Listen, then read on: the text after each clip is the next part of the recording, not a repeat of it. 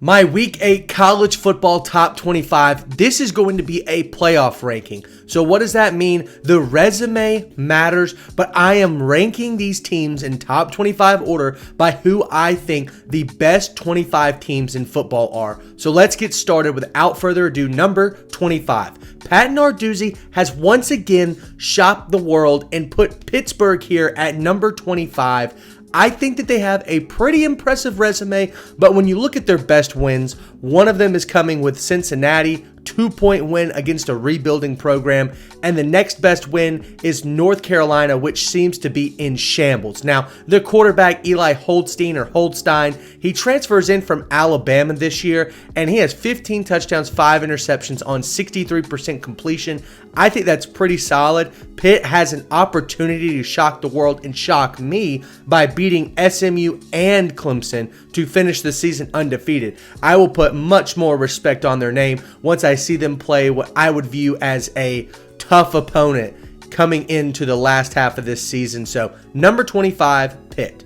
Number 24, Iowa. This, I think, is my only two-loss team in here. Maybe, no, I've got a couple more, I think, but this is going to be the first two-loss team I've got. Iowa has a very tough loss against Iowa State and then a brutal beatdown versus Ohio State, but I still think that this is one of the best teams in college football. Why? Well, one, they have one of the best running games in all of the entire country, honestly.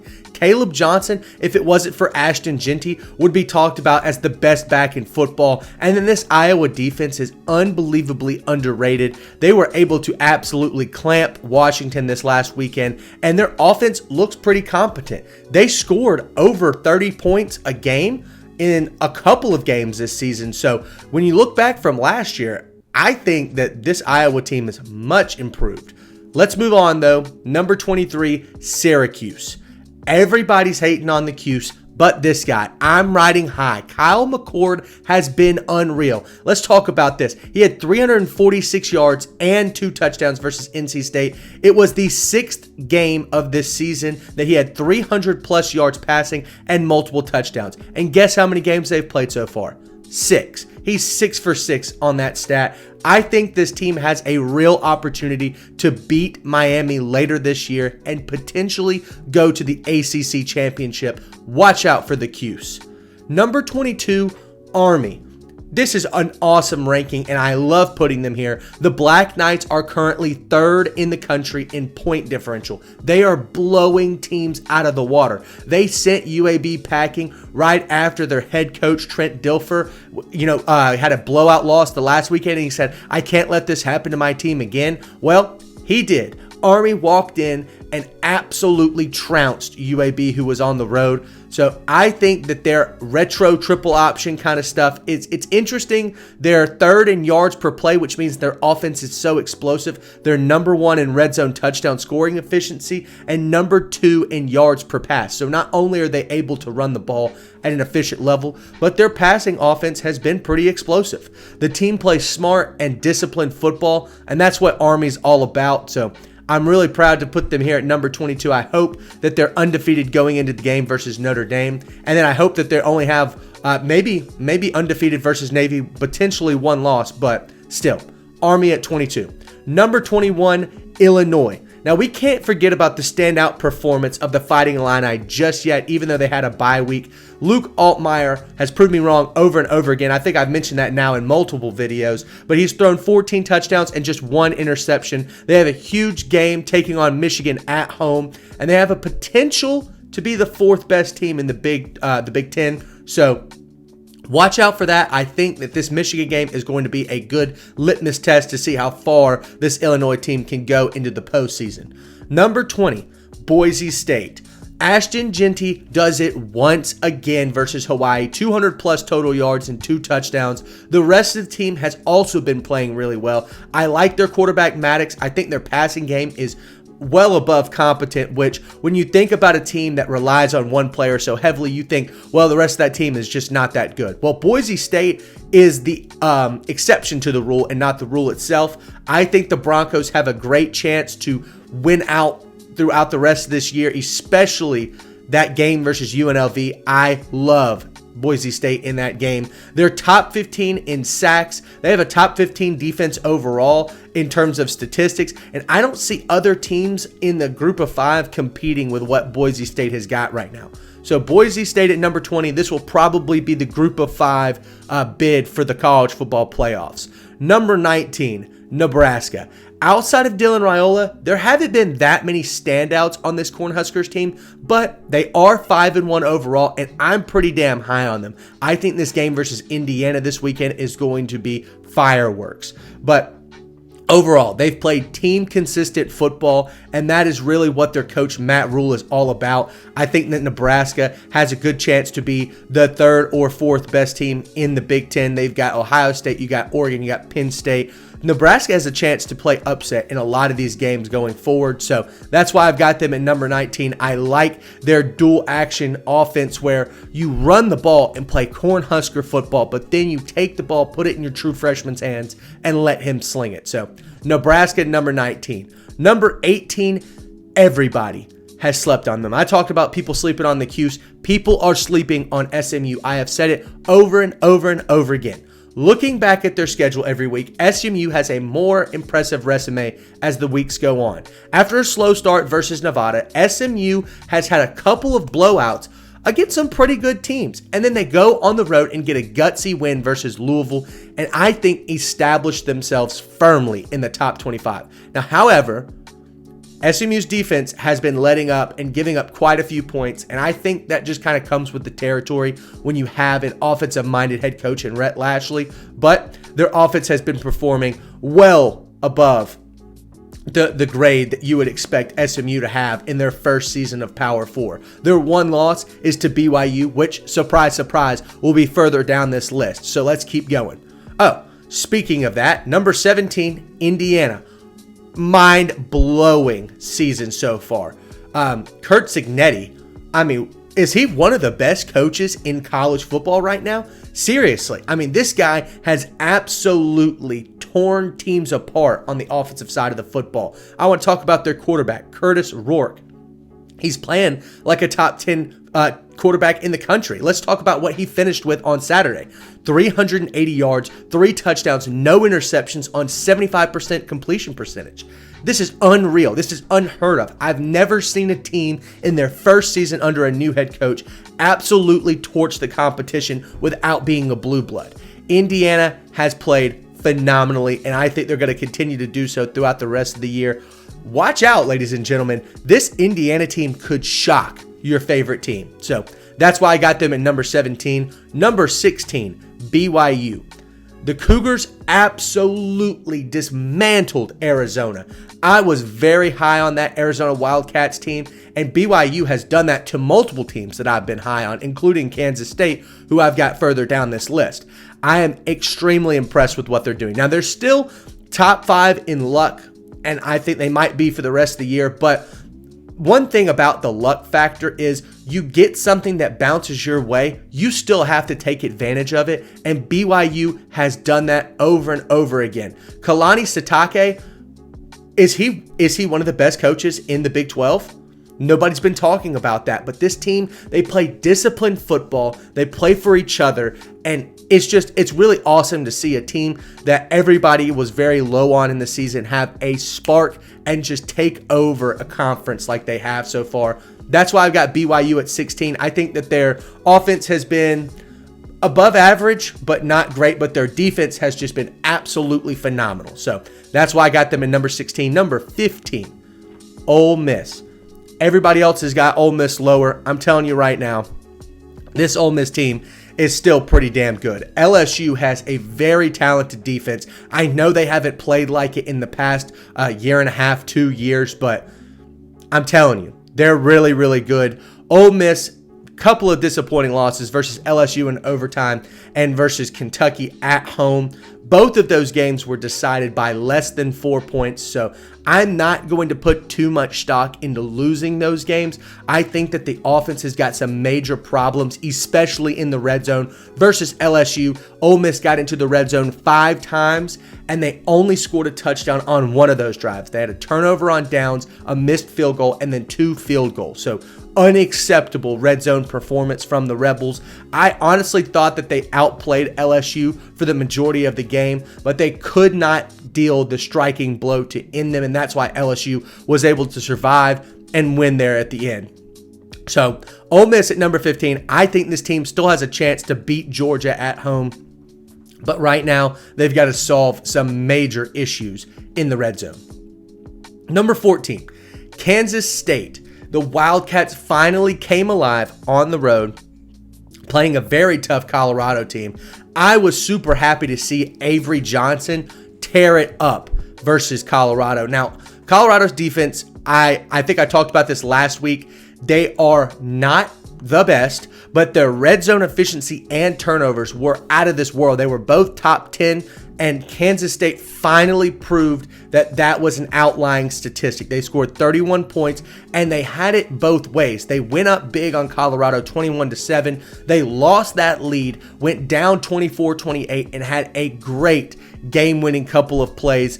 Avery Johnson threw it out wide to their running back. He went for 30 yards, and then he threw a bomb to their wide receiver to take the game and win it all.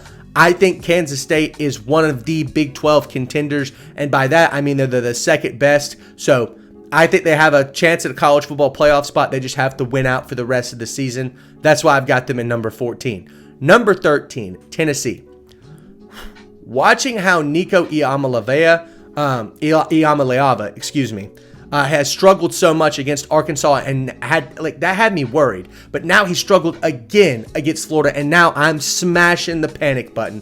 I don't think that this Tennessee team is ready to compete at the highest level, but they damn well could be. But going back to Nico's play, he passed for 173 yards on average in his last 3 games, 60% completion percentage, and just 1 touchdown in all 3 games and an interception. So with his struggles, Tennessee is going to have a really hard time beating any of these top 10, top 15 opponents that they've got to play in Alabama and Georgia. So if they're struggling against Florida, who I don't think is a top 15 team by any means, they're definitely going to struggle versus Alabama and Georgia. But watch out, because the Crimson Tide or Georgia could just gift wrap them the game and hand it to them, because they've tried to do that multiple times this season.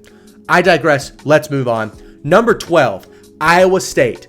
I always like to applaud teams that win in Morgantown, and Rocco Beck and Jaden Higgins did that. This Iowa State team is underrated, and I'm underrating them right here by putting them at number 12. I think that they're going to probably win the Big 12 and get that 4 seed in the college football playoff. I'm really high on this team. I'm ecstatic about what their potential is. That's why I've got them here at number 12. They've got a really good chance to go undefeated for the rest of the year. But moving on to number 11. Texas A&M.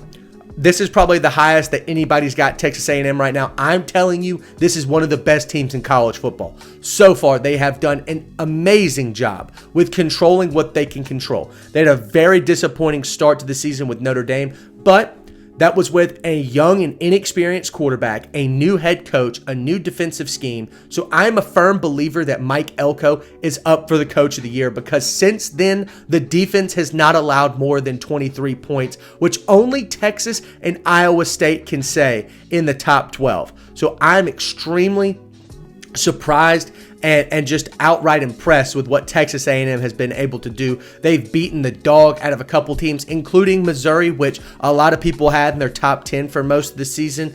Texas A&M is a real SEC and college football playoff contender. Put some respect on their name. Number 10, Notre Dame. I've said it before, and I'll say it again. Notre Dame is a top 10 team, and I'm very close to upgrading them to a national title contender. This is a top 5 defense, and just by any metric, they're a top 5 defense. And I love what they've been doing so far in the passing game over the last couple of games with Riley Leonard. Now, is he playing at the level that people thought that he might be? Not necessarily, but I really think that's because of the scheme that they're playing in. I really don't like the RPO quarterback power stuff. I wish it would just be more of a traditional offense where you just have a pocket passer who hands the ball off in a single back or I formation type thing. But that doesn't really matter. What I do want to talk about is Notre Dame is now firing on all cylinders. They're doing a great job, and that's why I've got them at number 10. Number 9, another sleeper team that people are kind of hating on, Clemson. A lot of people wrote this team off after the loss to Georgia, and I've said it before and I'll say it again. They were only losing 6-0 in the third quarter versus Georgia. They were holding their own before the floodgates just opened wide. I think that this Clemson defense is one of the best in the ACC. Barrett Carter is still one of the best edge rushers in the country. He has 3 sacks and 7 tackles for loss so far on the season. I think that the offense under Cade Klubnik and Garrett Riley has exploded and turned electric. Even with the absolute abysmal performance versus Georgia offensively, Clemson is now a top 10 scoring offense, and they are also an offense that is in the top 10 in yards per game. So absolutely bonkers stuff to score, I think, either 3 or 6 points versus Georgia and have maybe 250 yards of offense, and now they're gaining over 400 yards of offense, and they're scoring over 40 points a game. So beautiful stuff. I want to see them against either Pitt or Louisville before I label them a national title contender, but they're up there. They're getting really, really close. But moving on to my first national title contender, Miami. Barely getting the edge here. Miami has just struggled defensively, allowing 70 points in their last 2 games. I think that there are some major red flags when it comes to discipline and all-around football. When you look at their, let's see here, you look at their run fits. They're shooting way too far up the field on the edge. Penalties and turnovers over and over and over again. It's very frustrating to watch. However, they are one of the most talented teams in college football. They're stacked with talent. That's why I have them over Clemson. And they have the best quarterback in football in Cam Ward. So that's why I've got Miami at number 8. I think that they can beat anyone in the country, but they can also almost get beaten by a Cal or Virginia Tech. Very similar to a couple of other teams here in this top 10. Number 7, LSU. This is probably the highest that anybody has, LSU. Let me tell you right now, the defense has finally come to play under their new system from their defensive coordinator from Missouri. I was ecstatic to see how they performed versus Ole Miss. That is an Ole Miss team who is top 5 in the country in yards per game, and they absolutely clamped them in the red zone. This team has done an excellent job keeping the boat afloat. They had a very rocky loss versus USC. Pretty damn close, if I might add. But otherwise, this team has just gotten better and better as the season goes on. They had a close one versus South Carolina, but since then they did win convincingly versus UCLA and South Alabama, and now they get an overtime thriller win against Ole Miss. I think that Garrett Nussmeier is silently being one of the best quarterbacks in football. I know his completion percentage was atrocious versus Ole Miss, but he made the throws that needed to be thrown, and that's the positive of this offense. Kyron Lacey is one of the best wide receivers in the country, and guess what? LSU's got another great wide receiver that's going to go to the NFL and tear it up. This guy caught the game winner versus Ole Miss. Just absolutely phenomenal stuff. I like what I see from LSU. I think that they can compete with anyone in the country. That's why I've got them there at number 7. Number 6, Alabama. I can't tell you how many times or how many games Alabama has just taken their win, gift wrapped it, and then tried to hand it to the opposing team. They did it versus South Carolina, I think 5 different times, and South Carolina just could not accept it. Now, Jalen Milroe hasn't been the best quarterback in football, but he still is one of the most talented. He's got the stature. He's got the leadership. I think that he can right the wrong so far. He's just trying to make too many plays. He's playing hero ball because this Alabama defense has just not performed well. However, this South Carolina game, I know it was close, 29-27, with a chance for South Carolina to win it all there at the end, but I saw flashes of what Alabama football used to be. Handing the ball off and getting 5 yards. That is what Alabama football is about.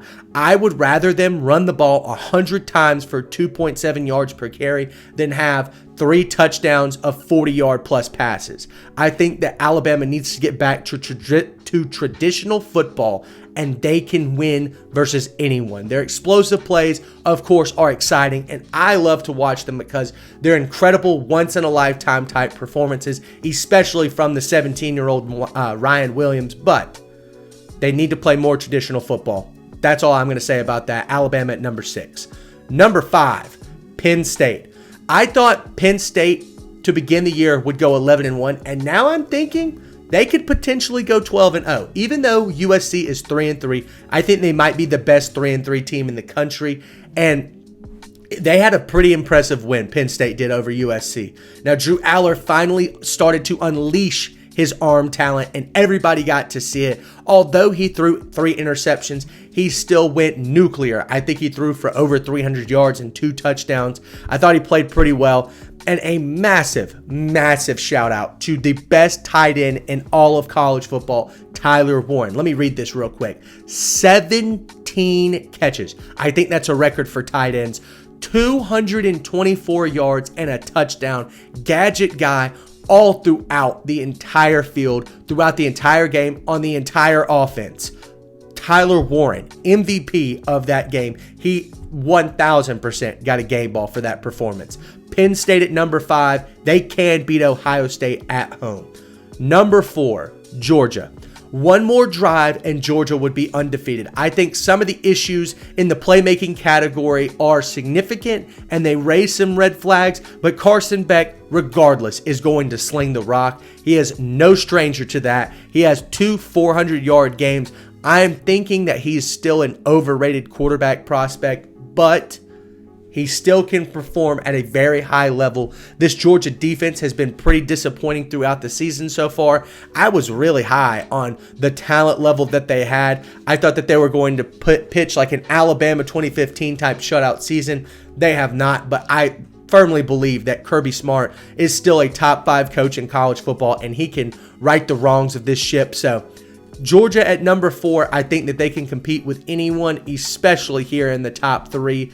If they had to go on the road, I would not put Georgia as at less than a 2.5 point underdog. As a matter of fact, versus a couple of these teams, I might put them as a favorite. All that being said, Georgia at number 4. Number 3, Ohio State. I am not going to count the loss versus Oregon as some detrimental performance. On the road, in a very hostile environment, all the way across the country, Ohio State lost by 1 point and 1 second. If they had 1 more second on that clock when Will Howard slides down, they're going to take a timeout and potentially kick a game-winning field goal. And then everybody would have them in number 2. So why the heck am I going to drop them down 4 or 5 spots for that? Number 3 is Ohio State firmly. I think that Will Howard has to play better. He did not have a phenomenal performance versus Oregon. They brought him in to play better than Kyle McCord. And so far, when you look at the comparisons, Kyle McCord is playing out of his mind, honestly. So Will Howard has got some big shoes to continue to fill there. But Ohio State overall has great playmakers like J.J. Smith. My God, somebody get that kid a $300 million contract and put him in the NFL already. But number 3, Ohio State, the playmakers, the defense, the talent, it's there. They just have to put it all together and get a significant big win. That's why I'm putting them in number 3. Number 2, Oregon. Great come from behind victory for a team that needed to show a lot of grit. The gambles that Oregon took here in this game were absolutely insane. I want to tip the cap to their head coach, Dan Lanning. Wow, what a gutsy call to get that onside kick. That was just out of this world. Just amazing stuff there from Oregon. That was very similar to the risks that Alabama took versus Clemson in the 2016 or 2017 national championship versus Clemson. I was very impressed with what they had to offer there. I think Oregon going forward has a big chance to go undefeated. They don't really play anybody else other than maybe Illinois and Michigan in their schedule. Their number 2 wide receiver, Trayshawn Holden, what the hell? Spitting in somebody's face in the middle of the game. Just inexcusable, unacceptable behavior. He may or may not get suspended, but he got ejected for that game, and Oregon still was able to win. I think that they have the talent, the coaching, and the ability to win out and get to the college football playoff with ease and be the representative from the Big Ten to get one of those top 4 spots. That's why I've got them at number 2. And number 1, Texas. Throughout the entire year, I haven't given Texas the respect that they deserve, and that's a number 1 spot. Quinn Ewers is back now, and he is claiming the crown for best quarterback in college football. He hasn't grabbed it and put on his head yet, but he's reaching for it. The Longhorns absolutely demolished and dismantled one of the best defenses in football in Oklahoma. Texas is 6th in the country in scoring, and they're 1st in the country in scoring defense. So guess what that means? They're number 1 in college football in point differential. It's amazing stuff what Steve Sarkisian has been able to do. Everybody has been saying Texas is back for the past 10 years, but Steve Sarkisian is the one and only coach to be able to do that, and he's done it with 2 quarterbacks this season in Arch Manning and Quinn Ewers, which when you talk about most teams having to implement 2 different quarterbacks, that team is going 7-5 or 6-6. Texas is undefeated. Their defense is playing great. Their team is playing very purposeful and inspired football, and that's why I've got them at number 1. They are the national title favorite, and they have played out of their minds so far this season. That's going to do it for my first college football playoff rankings. Thanks so much for watching, and we'll see you next time.